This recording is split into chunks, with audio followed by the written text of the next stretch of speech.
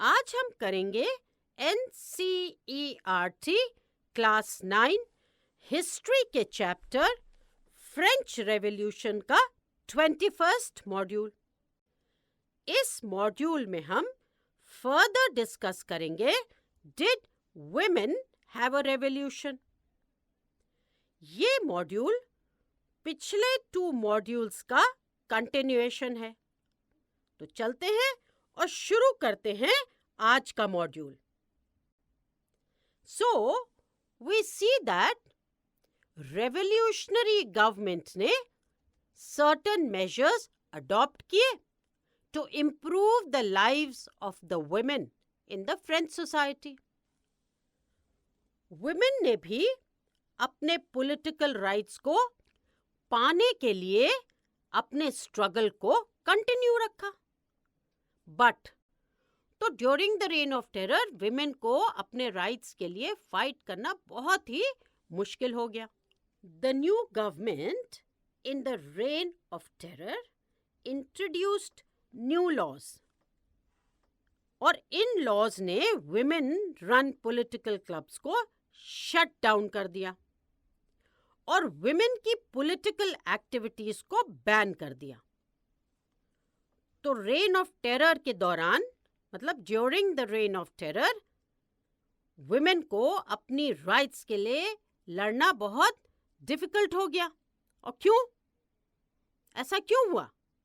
ऐसा इसलिए हुआ क्योंकि जो न्यू गवर्नमेंट थी इन द रेन ऑफ टेरर, उन्होंने न्यू लॉज इंट्रोड्यूस करे, और इन लॉज की वजह से क्या हुआ? जो वुमेन रन पॉलिटिकल क्लब्स थे उनको शट डाउन कर दिया और विमेन की पॉलिटिकल एक्टिविटीज को बैन कर दिया। मतलब ये कहा गया कि विमेन पॉलिटिकल एक्टिविटीज में अब पार्टिसिपेट नहीं करेंगी। अब इस पीरियड में प्रोमिनेंट विमेन एक्टिविस्ट को अरेस्ट कर लिया गया या उनको एग्जीक्यूट कर दिया गया। तो इतने सीवियर थे रेन ऑफ टेरर के टाइम पर laws for women.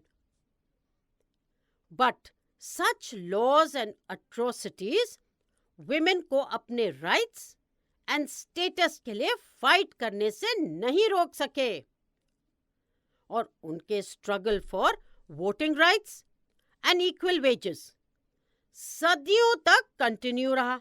In fact through the next 200 years उनका स्ट्रगल कंटिन्यूड रहा in many countries of the world. In the late 19th and 20th century struggle for right to vote जारी रहा through the international suffrage movement. अब suffrage movement का क्या मतलब होता है, पता है किसी को? चलो हम ही बता देते हैं। सफरेज मूवमेंट मतलब struggle for the right to vote in political elections. तो ये हो गया international suffrage movement, struggle for the right to vote in political elections. जो फ्रेंच वुमेन थी, इनका struggle for the right to vote and equal wages throughout the revolutionary years एक inspiring memory है हर पर्सन के लिए जो अपने राइट्स एंड प्रिविलेजेस के लिए लड़ना चाहता है। And it was finally in the year 1946 that French women को वोटिंग राइट्स मिले in France.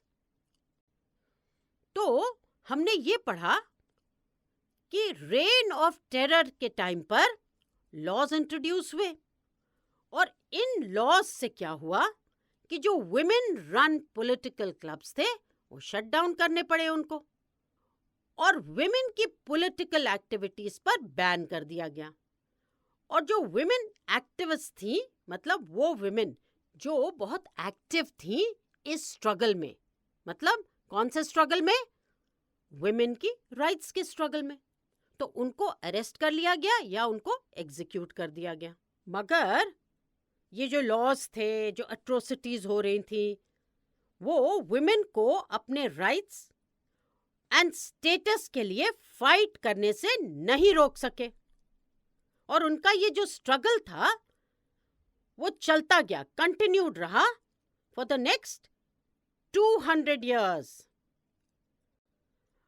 In the late 19th and 20th century में ये स्ट्रगल जारी रहा for the right to vote through what?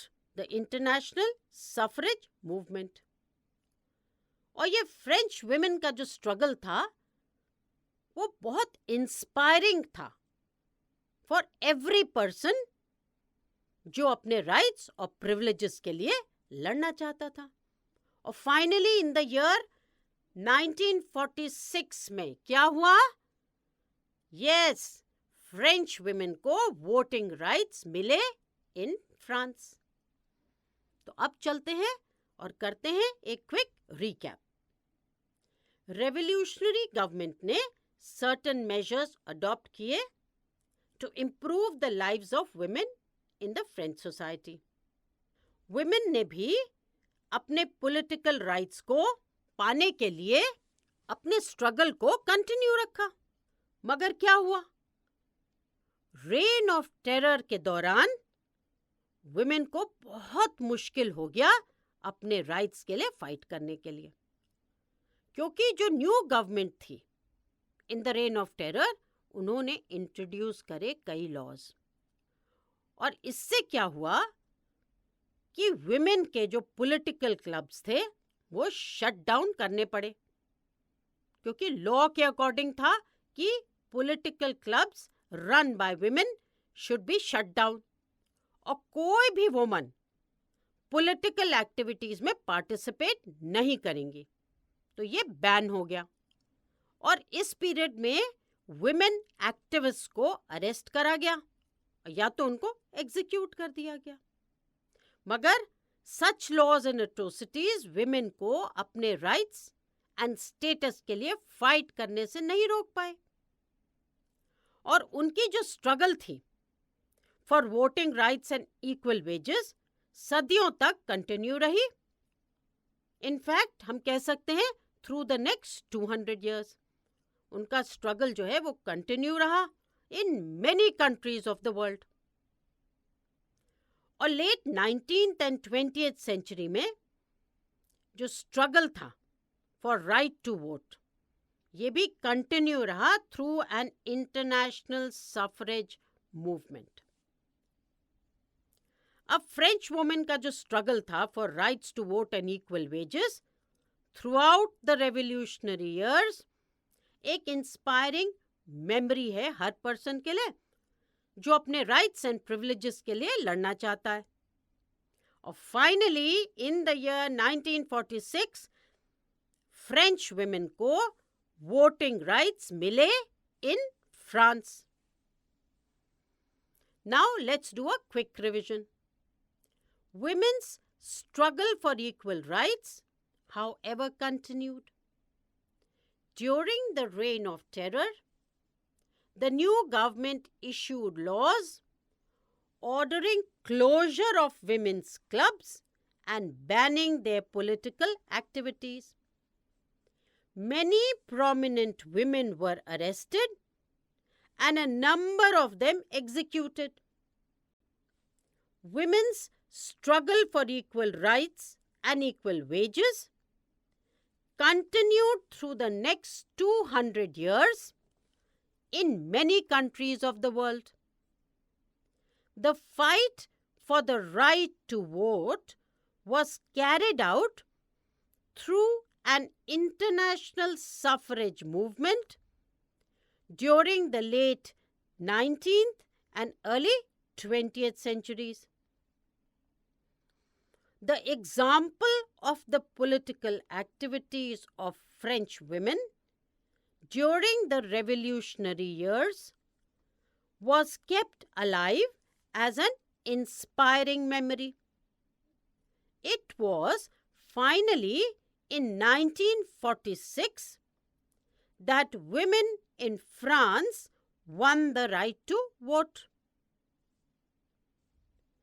तो अब हम थोड़ा आगे बढ़ते हैं और यहाँ पर डिस्कस करते हैं the life of a revolutionary woman जिनका नाम था ओलाम द गूज।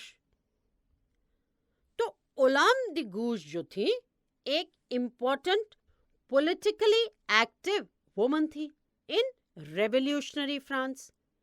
उन्होंने प्रोटेस्ट किया against the constitution and the declaration of rights of man and citizen, क्योंकि उसमें वुमेन को एक्सक्लूड किया गया था फ्रॉम द बेसिक राइट्स, जिसके लिए हर ह्यूमन बीइंग एंटाइटल्ड है, मतलब वो राइट्स जो हर एक इंडिविजुअल को मिलने चाहिए, चाहे वो मैन हो या वो वुमन हो। सो 1791 में उन्होंने declaration of the rights of women and citizen लिखा, जो कि उन्होंने एड्रेस किया टू द क्वीन और members of the national assembly को, demanding that they act upon it. In 1793 Olympe de Gouges उन्होंने जैकोबिन गवर्नमेंट को क्रिटिसाइज किया for forcibly closing down women's clubs. इसके लिए ओलाम द गूज को ट्राई करा गया ट्रीजन के लिए। सून आफ्टर उनको एग्जीक्यूट कर दिया गया। आज भी उन्हें याद किया जाता है as one who challenged male authority and supported the nation of male-female equality.